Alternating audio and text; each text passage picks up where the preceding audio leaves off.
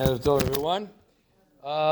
If you want to open and see what I'm reading, it's in page 1099 in the Bluestone Chumashim.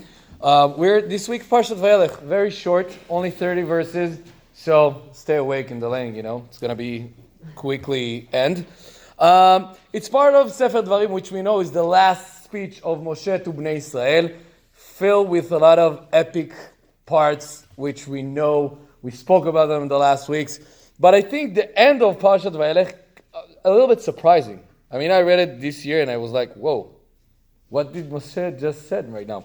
So I'm going to read verses 27 and 29, and let's try to understand what Moshe wanted to tell Bnei Israel at the time. I want to remind you, the end of Parashat Azinu is Hashem telling Moshe, you're going to die soon. V'zot ha'bracha, at the end, Moshe is dying, so you're very close to that. And now verse 27, I'm going to read only the English, so you can follow with me, 27. For I know, he's speaking to Bnei Israel, your rebelliousness and your stiff neck, behold, while I'm still alive with you today, you have been rebel against Hashem, and surely after my death, I'm skipping to 29, for I know that after my death you will surely act corruptly, and you will stray from the path that I have commanded you, and it's not getting better.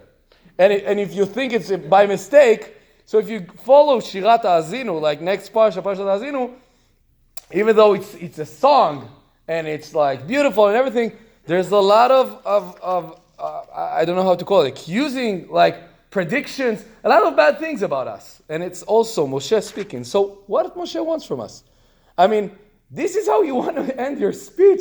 All of Sefer Dvarim, you spoke such a beautiful things about us. Yeah, you remind us also bad things we did. And you were there throughout the 40 years to tell us what are we doing wrong. But, this is your last chance, like your last speech, your last words. I know you're going to do wrong. Good luck.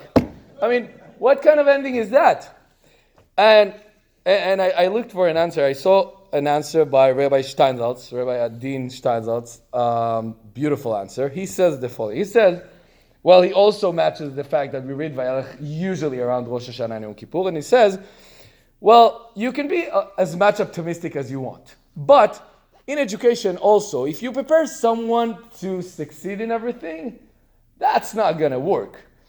I mean, even in Rosh Hashanah, I guess I hope a lot of us wanted to start something new, wanted to improve ourselves in something.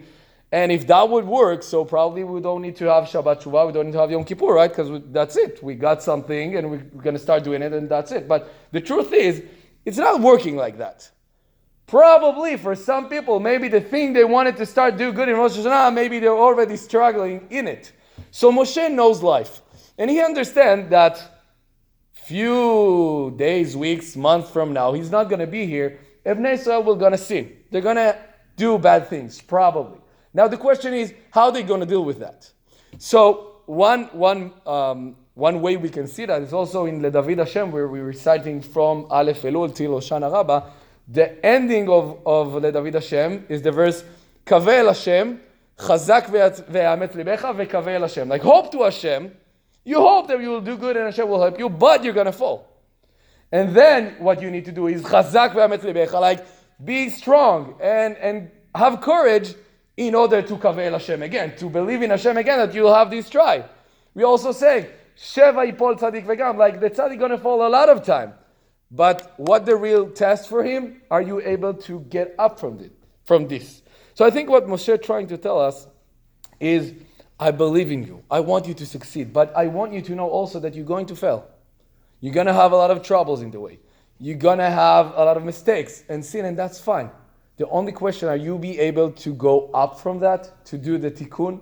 And I think this is a great approach for us also, because, again, how many of us tried to start something new, and then even the day after that, we're like, maybe next year. Or after a month, I don't know, that's it, I cannot do it anymore. That's totally fine, that's legit. This is how he said, like, I wasn't sure if it's the kids doing saying legit or like adults also. So. For this crowd, legitimate's better. Oh, okay. Okay, legitimate. Okay? So that's totally fine. That's totally fine. You're going to feel that. But the only test is, and the only thing you actually need to do, you need to know you're going to fall, but you need to get up. So Kavel Hashem, Chazak V'Yatzebecha V'Kavel Hashem. Even if you're struggling right now, before Yom Kippur, with the thing you accepted on yourself in Rosh Hashanah, that's fine. But try to do your best in order to go up from that again. So I want to bless us all that we will come to Yom Kippur and we really, really feel that Hashem is with us. Even if we're not able to do everything we want to do. Hashem is with us. We need to believe that it's going to be fine. And B'ezrat Hashem, we will do that. Shana Tova, everyone.